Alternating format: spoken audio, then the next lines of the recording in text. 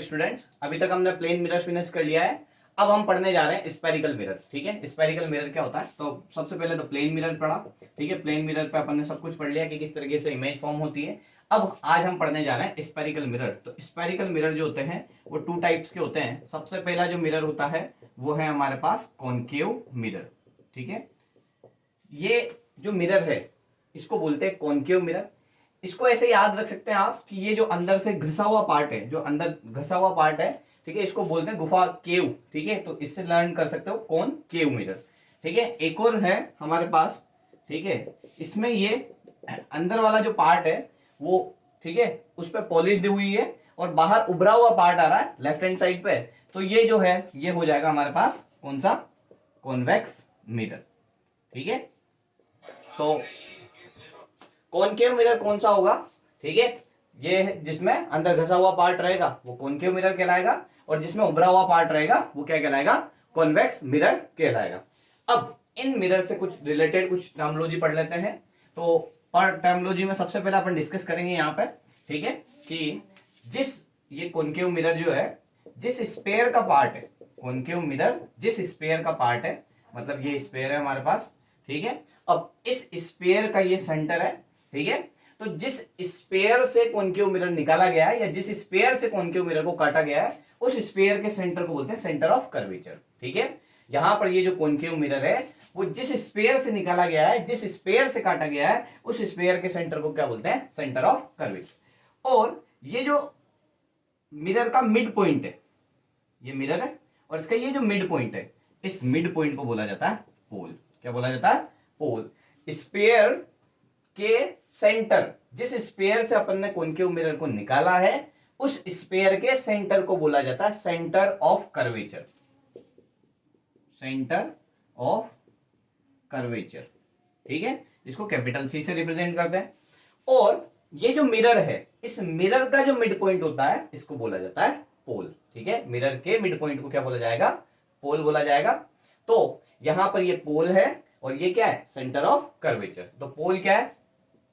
पोल है mid point of mirror.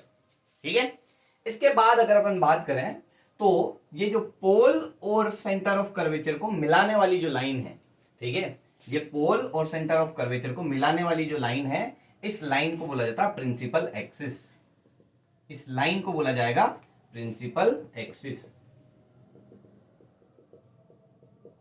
ठीक है, तो सेंटर ऑफ कर्वेचर, जिस स्पेयर से हमने कॉनकेव मिरर को निकाला है उस स्पेयर के सेंटर को बोला जाता है सेंटर ऑफ कर्वेचर। ठीक है, ये जो मिरर है इसके मिड पॉइंट को बोला जाता है पोल, और ये जो लाइन है इसको बोला जाता है प्रिंसिपल एक्सिस। ठीक है, अब आगे डिस्कस कर लेते हैं। तो आगे हमारे पास है अपर्चर। अपर्चर होता क्या है बेटा? ध्यान से देखना कि ये जो मेरे पास मिरर है इसका ये वाला पार्ट,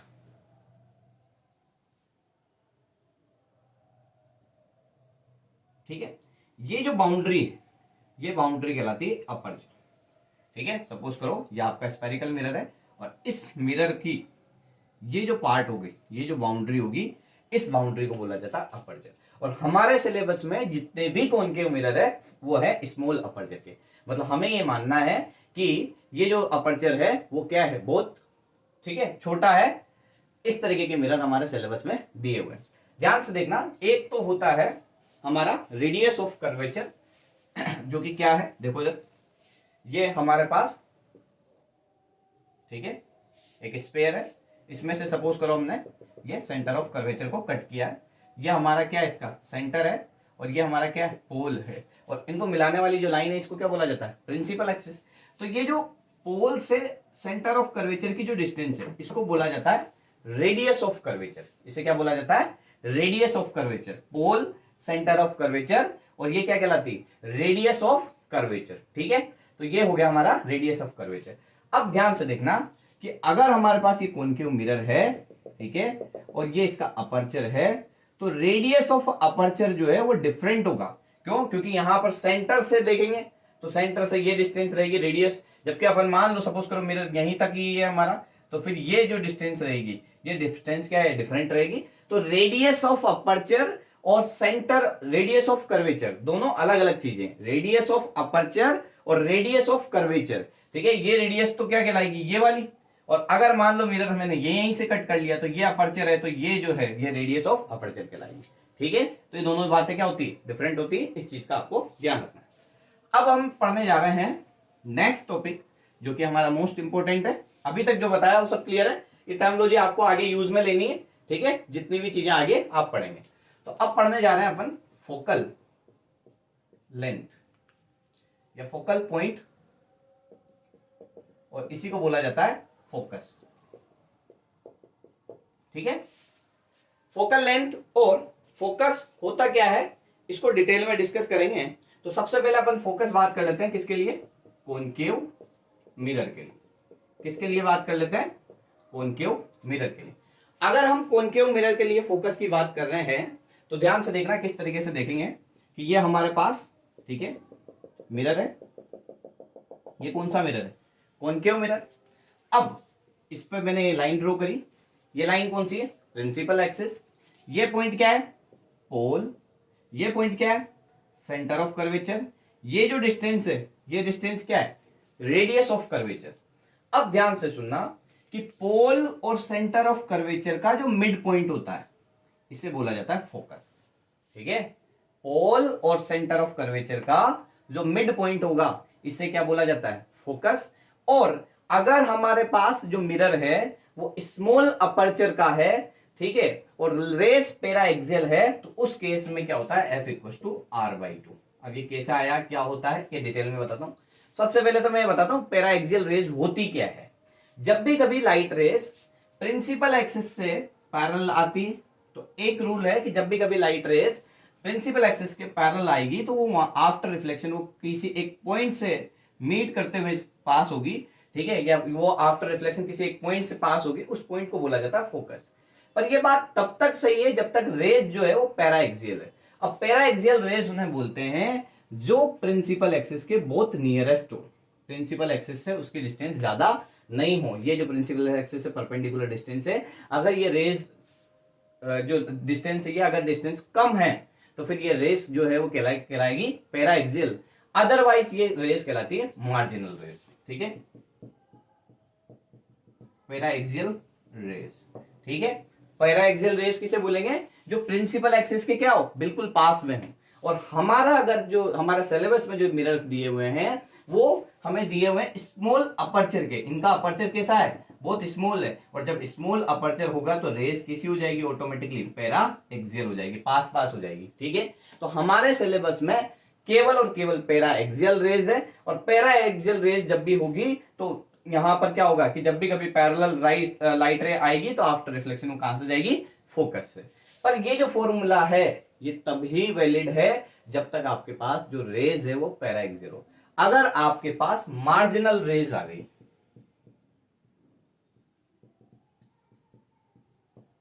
मार्जिनल रेस किसे बोलते हैं, मार्जिनल रेस उन्हें बोलते हैं जब प्रिंसिपल एक्सिस से जो इंसिडेंट है उसकी डिस्टेंस ज्यादा हो, ठीक है। सपोज करो यहां पर हमारे पास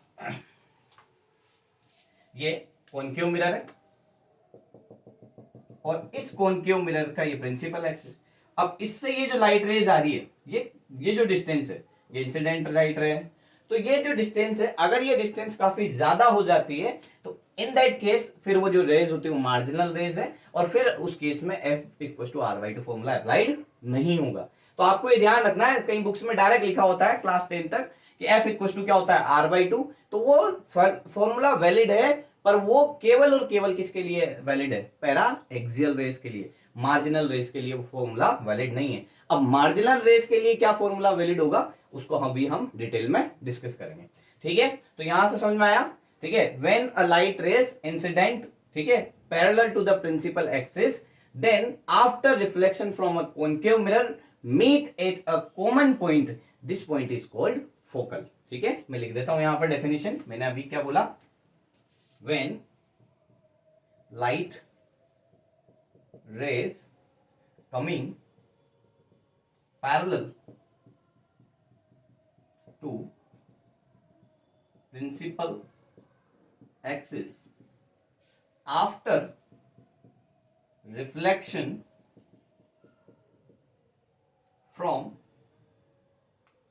after reflection from concave mirror meet at a common point is called focus या फोकल पॉइंट। तो फोकस क्या है कि जब भी कभी लाइट रेस, ठीक है, प्रिंसिपल एक्सिस के पैरेलल आए और रिफ्लेक्शन होने के बाद जिस पॉइंट से पास होगी उस पॉइंट को क्या बोला जाएगा? फोकस। क्या बोला जाएगा? फोकस। और ये किसका है? कॉनकेव मिरर का। तो कॉनकेव मिरर का फोकस किधर रहेगा? ठीक है, पोल और सेंटर ऑफ कर्वेचर के बीच में। क्लियर है यहां तक? कोई दिक्कत नहीं है? अब सेम चीज अपन देख लेते हैं, ठीक है, कॉन्वेक्स मिरर के लिए। तो कॉन्वेक्स मिरर के लिए भी देखो क्या है, किस तरीके से फोकस को डिफाइन करेंगे, फोकस होता क्या है। तो ध्यान से देखना, ये हुआ हमारा कॉन्वेक्स मिरर। अब कॉन्वेक्स मिरर के केस में क्या होता है, ध्यान से देखना। कॉन्वेक्स मिरर के केस में क्या होगा, ये हमारा कॉन्वेक्स मिरर है, ठीक है। कॉन्वेक्स मिरर जो है, कॉन्वेक्स मिरर जो है यहां पर इस तरीके से, ये इसका प्रिंसिपल। अब ध्यान देना, इसका सेंटर ऑफ कर्वेचर होगा इस साइड। क्यों? क्योंकि स्फीयर जो है, स्फीयर का जो सेंटर होगा वही।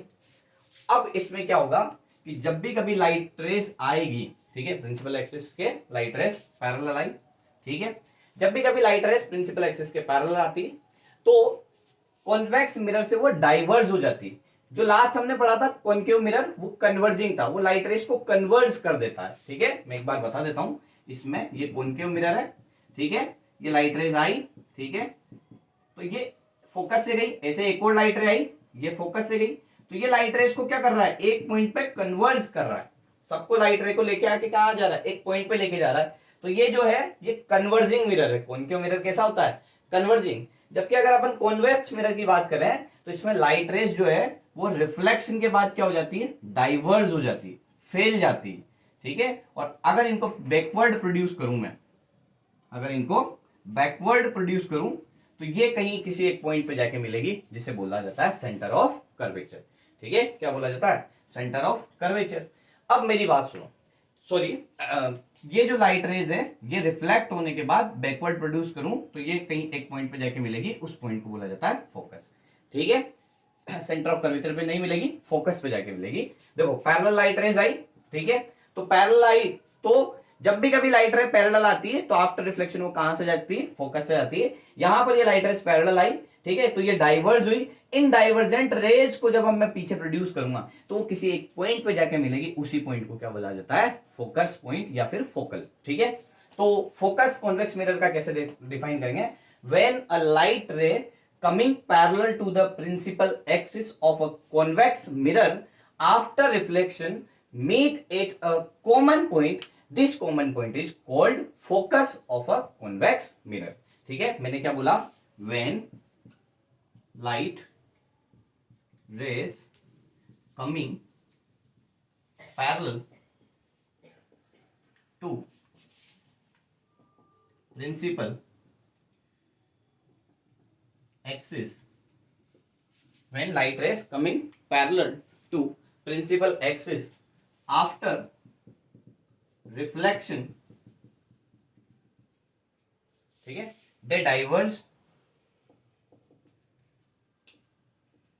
and divergent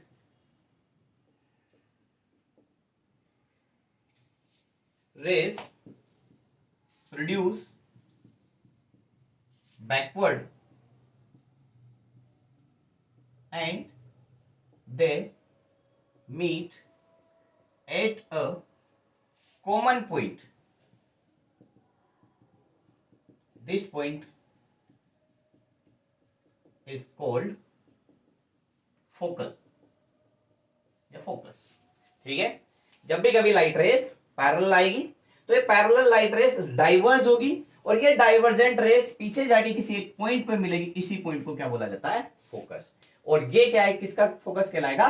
कॉन्वेक्स मिरर का। अब मैं आपको सिखाऊंगा कि ये जो फोकस है, ठीक है, ये कहां से आया, ठीक है, ये जो फोकस है, ये जो है इसकी फोकल लेंथ कितनी होती है, और फोकल लेंथ किसे बोला जाता है, इस पॉइंट को समझ में आ गया फोकस क्या होता है।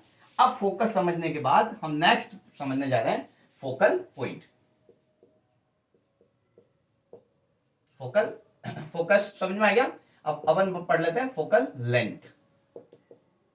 ठीक है, फोकल लेंथ होती क्या है, ठीक है, तो ध्यान से देखना। ये मेरे पास कॉनकेव मिरर है, ये मेरे पास क्या है, कॉनकेव मिरर। अब ये लाइन जो है वो क्या कहलाती है, प्रिंसिपल एक्सिस। ये क्या कहलाता है, पोल। ये क्या कहलाता है, सेंटर ऑफ कर्वेचर।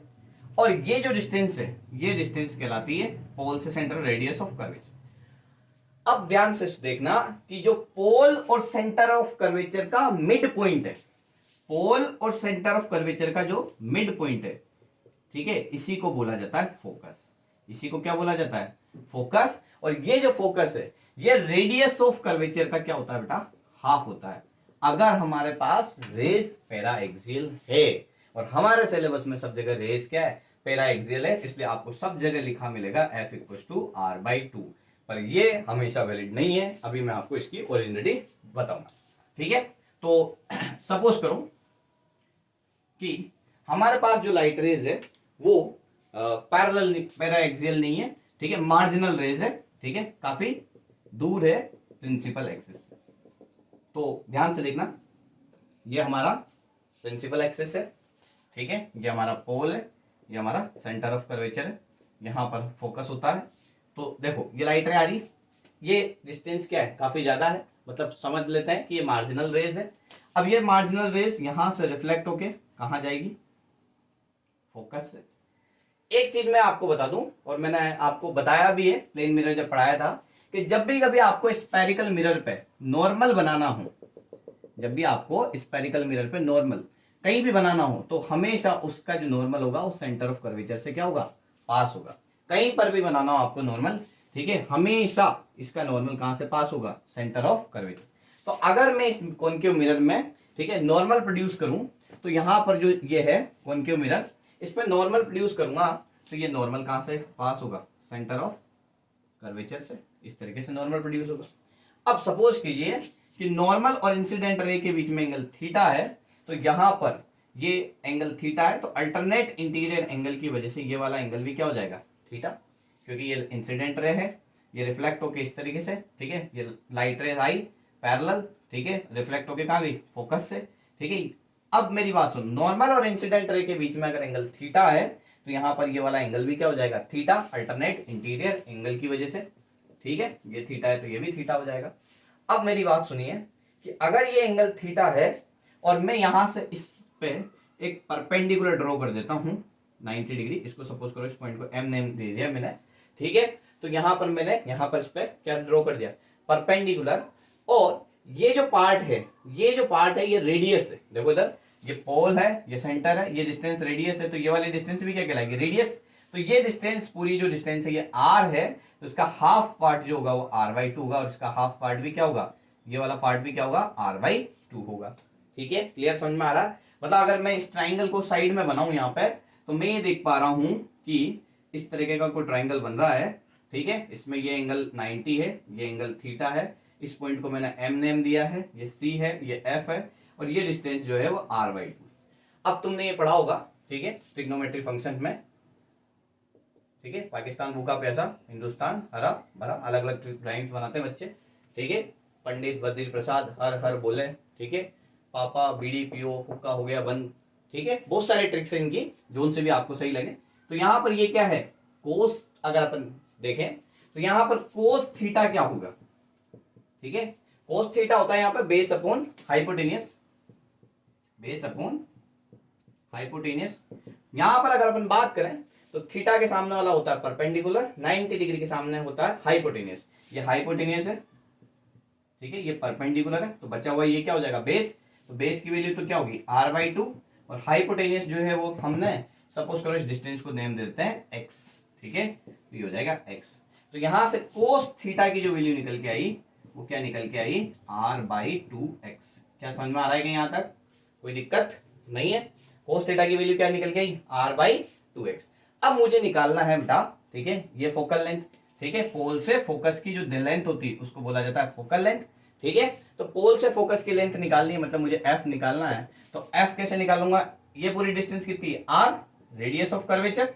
ठीक है, तो आर में से अगर मैं ये एक्स वाला पार्ट माइनस कर दूं तो मुझे फोकल लेंथ मिल जाएगी। इस पूरी लेंथ को बोल रहा हूं मैं आर, ये लेंथ है एक्स, और ध्यान से सुनना, मुझे ये एफ निकालना है, ये फोकल लेंथ निकालनी। तो एफ निकालने के लिए क्या करूंगा, आर माइनस एफ करूंगा।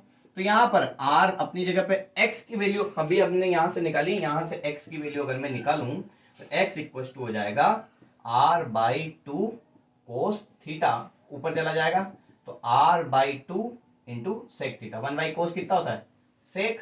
ठीक है, तो यहां पर हो जाएगा ये r/2 इंटू सेक थीटा। ठीक है, और यहां पर ये फॉर्मूला जो निकल के आया, ये निकल के आया r F equal to R minus r/2 sec theta. अब आप पूछेंगे कि सर आपने तो अभी अभी बोला कि एफ इक्वल टू क्या होता है r/2, हमारे सिलेबस में तो ये है नहीं, तो इतना क्यों पढ़ना।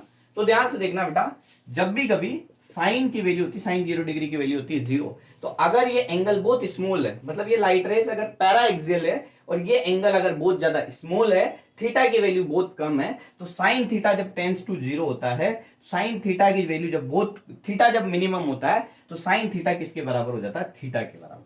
ठीक है, सब जब थीटा मिनिमम होगा, तो जब भी कभी थीटा मिनिमम होता है तो साइन थीटा जो होता है वो थीटा के इक्वल होता है, और कोस थीटा, कोस 0 की वैल्यू होती है 1, तो जब भी कोस थीटा में थीटा मिनिमम होता है तो कोस की वैल्यू कहां जाती है, 1 के पास। और अगर कोस 1 है तो कोस का उल्टा क्या होता है बेटा, सेक थीटा, तो सेक थीटा की वैल्यू भी क्या हो जाएगी, ठीक है 1 हो जाएगी, अगर थीटा कैसा हो, मिनिमम। ठीक है, कैसा हो, मिनिमम।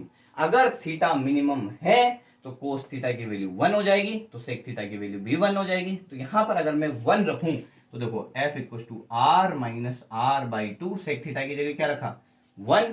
ठीक है, तो r में से r/2 माइनस करोगे तो क्या मिलेगा तुम्हें, ठीक है r/2। इसलिए तुम्हें ये बताया जाता है कि फोकल लेंथ जो होती है वो क्या होती है, r/2, रेडियस ऑफ कर्वेचर की हाफ। ठीक है, पर ये तब ही वैलिड है जब तक कि आपके पास क्या हो, पैरा एक्सियल रेज हो। तो आपको नॉलेज के लिए पढ़ना बेटा, ठीक है, क्योंकि आपको क्वेश्चन घुमाया जाएगा। ठीक है, अब देखना यहां पर कैसे क्वेश्चन घुमाया जाता है वो हम डिस्कस करने जा रहे हैं। अब इसमें देखो बेस्ट न्यूमेरिकल, ठीक है, जो एनटीएससी ओलंपियाड और आपके नीट और जेई वाले सिलेबस में, ठीक है, दोनों जगह पूछा जाता है। और वो क्वेश्चन क्या है, ध्यान से समझना।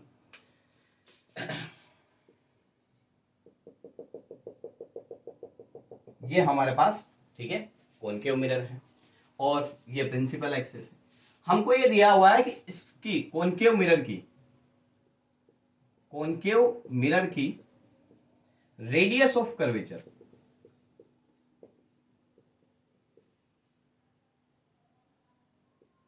जो है वो दे रखा है 5 सेंटीमीटर।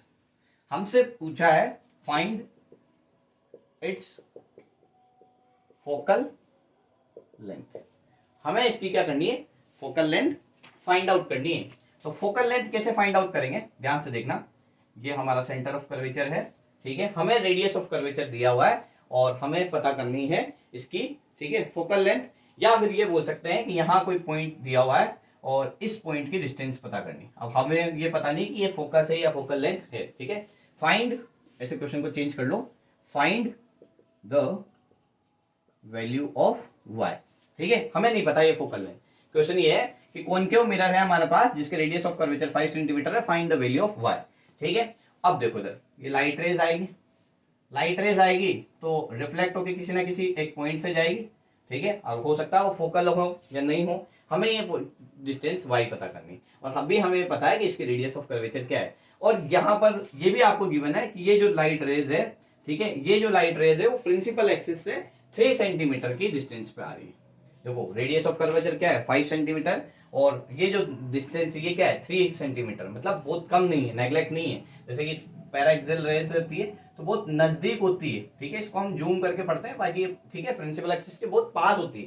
तो ये डिस्टेंस, ठीक है, प्रिंसिपल एक्सिस के काफी नजदीक नहीं है। ठीक है, तो ध्यान से सुनना। अब इस केस में अपन f इक्वल टू r/2 नहीं लगा सकते। ठीक है, इस केस में f इक्वल टू r/2 आप डायरेक्ट यूज नहीं कर सकते, आपको यूज करना पड़ेगा जो अभी हमने फॉर्मूला ड्राइव करा। ठीक है, वो क्या था, f equal to r minus r/2 sec theta. ये फॉर्मूला कब वैलिड है? ये फॉर्मूला तब वैलिड है जब कभी आपकी जो रेज है वो, ठीक है, मार्जिनल रेज हो, मतलब ये डिस्टेंस काफी ज्यादा हो, किससे? प्रिंसिपल एक्सिस से। अगर ये प्रिंसिपल एक्सिस से डिस्टेंस ज्यादा है तो ये रेज होती है मार्जिनल रेज, और उस केस में ही, ठीक है, हमें लगाना पड़ता है ये वाला फॉर्मूला। ठीक है, अब देखो इधर, ये हमारे पास, ठीक है, ये हमारे पास ये लाइन ड्रॉ कर ली हमने। ठीक है, अब ध्यान से देखना, ये जो डिस्टेंस है ये है हमारे पास 5, और ये वाली डिस्टेंस है, ये हमारी डिस्टेंस क्वेश्चन में गिवन है 3। तो हमने पढ़ा रखा है, ठीक है, पाइथागोरस ट्रिपलेट से, कि अगर एक साइड यहाँ 5 है, यहाँ 3 है, तो ये वाली साइड कितनी हो जाती? 4। ठीक है, तो इस ट्राइंगल में अगर ध्यान से देखें तो ये वाली साइड क्या हो चुकी है? 4। पाइथागोरस ट्रिपलेट से आपको बताया कि ये अगर हाइपोटेन्यूज 5 है, ये ये 3 सेंटीमीटर है, तो ये वाली साइड कितनी हो जाती है? ठीक है, 4 सेंटीमीटर। जिसको नहीं है वो पाइथागोरस थ्योरम अप्लाई करके भी इसको निकाल सकता है। तो यहां से अगर मैं कोस थीटा की वैल्यू निकालूं तो होती है बेटा बेस अपॉन हाइपोटेन्यूज। ठीक है, बेस अपॉन हाइपोटेन्यूज, 90 डिग्री के सामने वाला हाइपोटेन्यूज, थीटा के सामने वाला परपेंडिकुलर। तो यहां पर अगर अपन कोस थीटा की वैल्यू निकालें तो ये हो जाएगी हमारे पास बेस अपॉन हाइपोटेन्यूज, तो मतलब 4/5। ठीक है, अब इधर देखो, बेस अपॉन हाइपोटेन्यूज, 90 डिग्री के सामने वाला हाइपोटेन्यूज, थीटा के सामने वाला परपेंडिकुलर, बच्चा जो बेस। ठीक है, बेस अपॉन हाइपोटेन्यूज ये। तो यहां पर सेक थीटा की जो वैल्यू है वो हो जाएगी 5/4। रेसिप्रोकल कर देंगे, कोस थीटा का उल्टा क्या होता है? Sec theta. तो यहां पर अपन वैल्यू निकालें तो f इक्वल टू क्या हो जाएगा?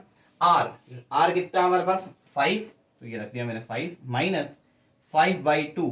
अब सेक थीटा की बात करते हैं तो सेक थीटा की वैल्यू क्या आ रही है मेरे पास? 5/4। ये मैंने यहाँ पर वैल्यू रख दी 5/4। तो यहाँ से f की जो वैल्यू है वो आएगी 5 माइनस 25/8। ठीक है, इसे आप सोल्व कर लेंगे, एलसीएम लेंगे तो यहाँ पर, ठीक है, 8 एलसीएम आ जाएगा, 8 5 जा 40 माइनस 25, तो यहाँ से 15/8। तो यहाँ पर ध्यान से देखना, 15/8 सेंटीमीटर। अब यहाँ पर जो बच्चे डायरेक्ट लगाएंगे f इक्वल टू r/2, उनका क्वेश्चन क्या हो जाएगा? गलत हो जाएगा। एमसीक्यू में सबसे पहले ऑप्शन हो सकता है कि f इक्वल टू r/2 से जो आंसर आ रहा है वही दिया हुआ हो। क्यों गलत हो जाएगा? क्योंकि 5 सेंटीमीटर के इसके रेडियस ऑफ कर्वेचर है और ये 3 सेंटीमीटर दूर डिस्टेंस दी है, तो ये डिस्टेंस नेग्लिजिबल नहीं है। ठीक है, बच्चे सोचते हैं कि f इक्वल टू r/2 करो डायरेक्ट, ठीक है, फोकल लेंथ आ जाएगी, 5/2 करेंगे 2.5 आंसर आ जाएगा। ठीक है, पर यहाँ पर ये डिस्टेंस जो है ये नेग्लिजिबल नहीं है, तो उस केस में फिर अपने को लगाना ये वाला फॉर्मूला। ठीक है, क्लियर है? अब बढ़ते हैं आगे, ठीक है, फोकल लेंथ के साइन कन्वेंशन की तरफ, कि कब हमें पॉजिटिव साइन यूज करना है, कब हमें नेगेटिव साइन यूज करना है। ठीक है, तो साइन कन्वेंशन देख लेते हैं, और ये आपको थोड़ा सा ध्यान भी रखना है, और मैं आपको समझाऊंगा भी सही कि किस तरीके से साइन कन्वेंशन करना है, क्योंकि इसमें साइन कन्वेंशन का रोल बहुत बड़ा होता है, उससे पूरा न्यूमेरिकल, ठीक है, चेंज हो जाता है, गलत होने के चांसेस बढ़ जाते हैं। तो ध्यान से देखिएगा क्या होता है साइन कन्वेंशन। कभी भी अगर आपके पास कॉनकेव मिरर है, अगर आपके पास हम कॉनकेव मिरर, ठीक है, ये देखो, ये आपका क्या है? कौन सा मिरर है? Concave mirror. और अगर ये कॉनकेव मिरर है तो इसका सेंटर ऑफ कर्वेचर किधर रहेगा? इधर। तो फोकस किधर रहेगा? इधर। अब देखो 10 तक ये बताया जाता है कि राइट साइड वाला पॉजिटिव, लेफ्ट साइड वाला नेगेटिव, पर आपको ये ध्यान नहीं रखना, ये ध्यान रखना है कि अगर आप, ठीक है, साइन कन्वेंशन में अभी बताता हूं, बस अभी आप ये ध्यान रखो कि इस साइड में है तो फोकल लेंथ कैसी हो जाएगी? कॉनकेव मिरर की नेगेटिव। ठीक है, कॉनकेव मिरर की फोकल लेंथ कैसी हो जाएगी? नेगेटिव। और कॉन्वेक्स मिरर की जो होती है वो होती है पॉजिटिव। क्यों होती है? क्योंकि उसका फोकस और सेंटर ऑफ कर्वेचर किधर है? राइट साइड में। ठीक है, इधर है, तो इसकी कैसी होती है? पॉजिटिव। पर अब मैं तुम्हें प्रॉपर साइन कन्वेंशन बताता हूं किस तरीके से ये नेगेटिव हुआ और किस तरीके से ये पॉजिटिव हुआ। तो अपन टॉपिक ही पढ़ लेते हैं पूरा। ठीक है, टॉपिक ये है हमारा साइन कन्वेंशन। ठीक है, जो नेक्स्ट टॉपिक है वो है हमारा साइन कन्वेंशन। तो कुछ बातें आपको ध्यान रखनी है, एक्चुअल में ये अज्यूम करते हुए चलते हैं, ठीक है, ताकि क्या होता है कि सभी बुक्स में आपको कोई दिक्कत ना हो, हर किसी भी बुक से आप पढ़ सकते हो। ठीक है, तो सबसे पहले साइन कन्वेंशन में ये ध्यान रखनी है कि जितने भी डिस्टेंस आप मेजर करो, चाहे वो कॉनकेव मिरर हो चाहे वो कॉन्वेक्स मिरर हो, ठीक है, सारी डिस्टेंस मेजर करनी पोल से। पहला रूल, ठीक है, rule number first, all distance are measured from pole. सारी डिस्टेंस कहां से मेजर करनी? पोल से करनी, ठीक है। दूसरा और most important, light coming from the parallel, ठीक है, या फिर ये भी बोल सकते हो कि the direction of incident ray, the direction of incident ray is taken as positive, the direction of incident ray is taken as positive. मतलब लाइट रे इस डायरेक्शन में जा रही है तो इस वाली डायरेक्शन को आपको लेना है पॉजिटिव, और अगर लाइट रे रिफ्लेक्ट होकर इधर आ रही है तो ये वाली डायरेक्शन को लेना है नेगेटिव। मतलब लाइट रे इस डायरेक्शन में चल रही है तो direction of incident ray is taken as positive, ठीक है। तो सेकेंड और मोस्ट इंपोर्टेंट बात, direction of incident ray is taken as positive, ठीक है। Direction of incident ray is taken as positive and any distance from along the incident ray is taken as positive. बात एक ही है कि अगर इसी डायरेक्शन को देना है तो direction of incident ray is taken as positive, otherwise, ठीक है, opposite direction is taken as negative. Incident ray की जो डायरेक्शन है उसको हमेशा पॉजिटिव लेना है और उसके अपोजिट डायरेक्शन को हमेशा क्या लेना है? नेगेटिव। मतलब आप ये भी बोल सकते हो कि ये आपका कॉन्केव मिरर है, तो इस डायरेक्शन से अगर आप पॉजिटिव में जा रहे हो, मतलब इसी डायरेक्शन में जा रहे हो तो पॉजिटिव, और रिफ्लेक्ट होकर लाइट रे इस डायरेक्शन में आ रही है, ठीक है, तो कैसे लेनी है आपको? नेगेटिव, ठीक है। तो इंसिडेंट रे की डायरेक्शन को हमेशा क्या लेना है? पॉजिटिव, और अदर डायरेक्शन को क्या लेना है? नेगेटिव। तीसरा और मोस्ट इंपोर्टेंट पॉइंट, हाइट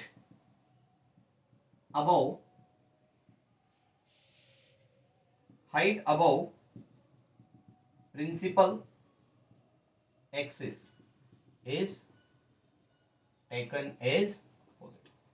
अगर आप प्रिंसिपल एक्सिस से ऊपर देख रहे हैं कोई भी चीज को, जैसे ये ऑब्जेक्ट की डिस्टेंस, ठीक है, तो इसको लेंगे पॉजिटिव। अगर प्रिंसिपल एक्सिस से नीचे कोई चीज आती है तो उसे लेते हैं नेगेटिव। तो हाइट अबव, ठीक है, principal axis, height above principal axis is taken as positive. Positive लेंगे अगर हाइट कैसी होगी, ठीक है, अपर साइड होगी किसके? प्रिंसिपल एक्सिस के, ठीक है। तो प्रिंसिपल एक्सिस के ऊपर जितनी भी चीजें होती है वो पॉजिटिव ली जाती है, और नीचे जो होती है वो कितनी चीजें, सभी चीजें कैसे ली जाती है? नेगेटिव। एक लास्ट और सबसे काम का पॉइंट एक और पढ़ लेते हैं, वो होता है फोकल पॉइंट। ये बातें सबको पता होती है, पर जो अब लास्ट टॉपिक जो पढ़ने जा रहे हैं वो कुछ ही बच्चों को पता होती है। और साइन कन्वेंशन आपको मोस्ट इंपोर्टेंट ध्यान रखना है कि रे की डायरेक्शन को हमेशा लेना है पॉजिटिव, और रे की अपोजिट डायरेक्शन को लेना है नेगेटिव। अगर प्रिंसिपल एक्सिस से ऊपर देख रहे हैं तो पॉजिटिव, नीचे देख रहे हैं तो नेगेटिव। और सारी डिस्टेंस कहां से मेजर करनी है? पोल से। ये 3 पॉइंट मोस्ट इंपोर्टेंट है, ज्यादा मैंने आपको लिखाया भी नहीं है, ठीक है। इसके बाद अपन बात कर लेते हैं बेटा फोकल प्लेन की, ठीक है। अब ये क्या चीज है? नहीं, देखो ये है हमारा कॉनकेव मिरर, ठीक है, ये हमारा प्रिंसिपल एक्सिस, ये हमारा क्या होगा?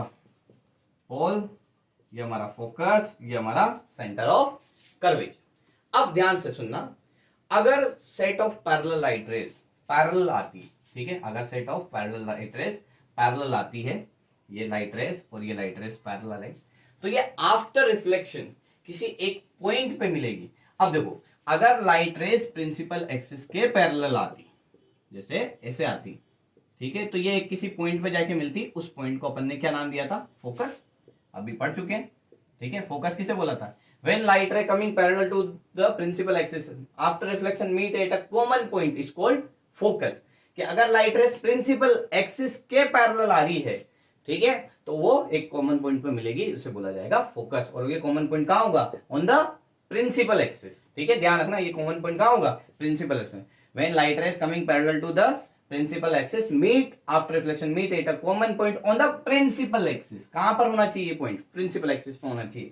पर अगर मान लो लाइट रेस जो है वो पैरेलल तो आ रही है, पर वो प्रिंसिपल एक्सिस के पैरेलल नहीं, वो आपस में पैरेलल है, ठीक है, तो ये कहीं ना कहीं जाके एक पॉइंट पे मिलेगी, और जिस पॉइंट पे ये दोनों लाइट रेस मिलेगी वो जो पॉइंट होगा वो कहीं ना कहीं एक प्लेन में लाई करेगा, और उस प्लेन को बोलेंगे फोकल प्लेन। क्या बोला जाएगा? फोकल प्लेन, ठीक है। मतलब ये जो फोकस है इसी के ऊपर या इसी के नीचे, इसी फोकस पॉइंट के ऊपर और नीचे कहीं जाके ये लाइट रेज मीट करेगी, और जिस प्लेन में ये लाइट रेज मीट करेगी उस प्लेन को बोला जाता है फोकल प्लेन। ठीक है, क्लियर है बात यहां तक? तो फोकल प्लेन किसे बोला जाता है? ठीक है, set of parallel rays of light after reflection from a concave mirror meet at a common point, this point always lie in a plane is called focal plane. ठीक है, एक बार फिर से बोल रहा हूं, sets of parallel rays of light, sets of parallel rays of light after reflection from a concave mirror meet at a common point, this point lie on a plane, this plane is called focal plane। लिखने की जरूरत नहीं है, I think एक बार और बोल देता हूं, when a light rays, set of light rays, ठीक है, coming parallel and after reflection from a concave mirror meet at a common point, meet at a common point, this point lie in a plane, this plane is called, ठीक है, focal plane. चलो लिख ही देते हैं आपके लिए, वरना आप सब बोलोगे कि सर ने लिखवाया भी नहीं।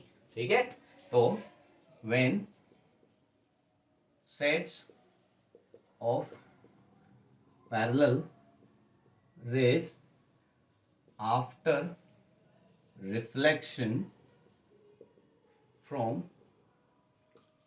Concave mirror meets at a common point, this point lie on a plane, this plane is called focal plane।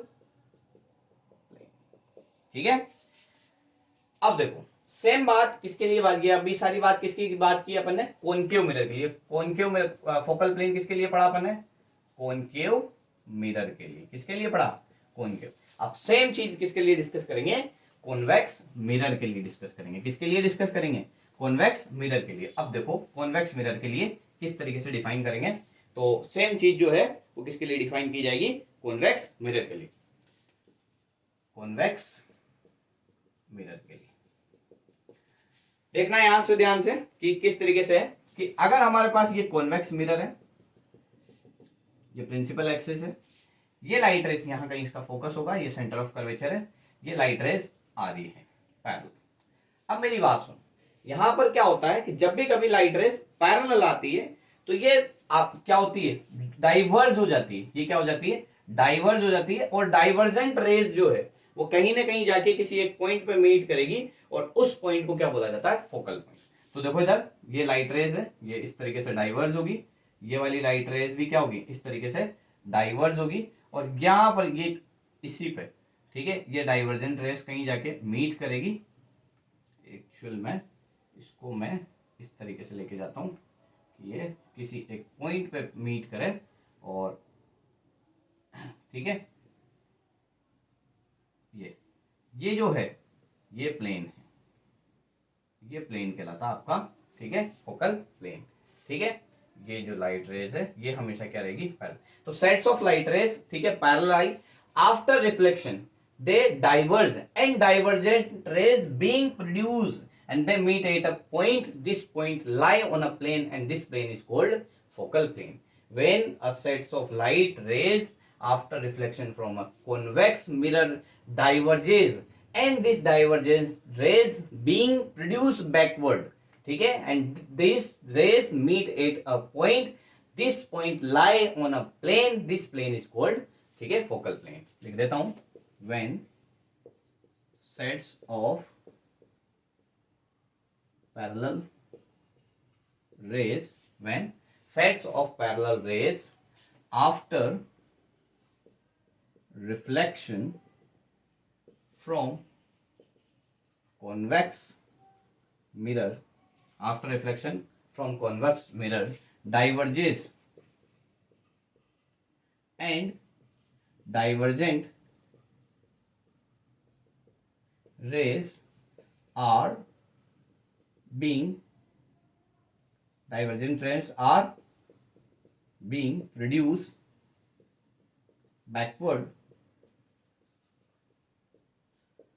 they meet at a common point, this point lie on a plane, this plane is called focal plane.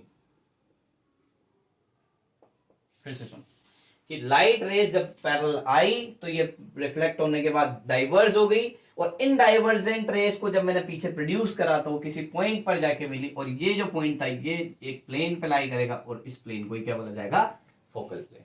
ठीक है, इस lecture को यहीं finish करते हैं, फिर आगे हम डिस्कस करेंगे न्यूमेरिकल्स के बारे में। Thank you.